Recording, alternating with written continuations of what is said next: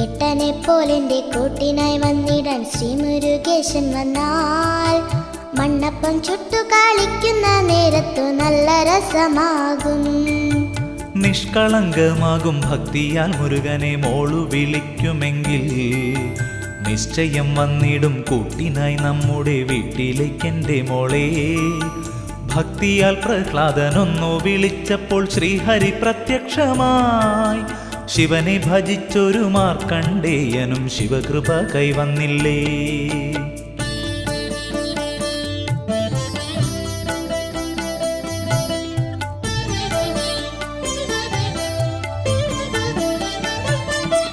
പ്രദക്ഷിണം വച്ചിടാം അച്ഛ നമുക്കിനി നാമം ജപിച്ചുകൊണ്ട്. ശ്രീരാമ മണ്ഡപം ഇവിടെ ഇതെങ്ങനെ വന്നെന്നറിയാമോ? ഷൺമുഖ സാന്നിധ്യമുണ്ടെന്നറിഞ്ഞത്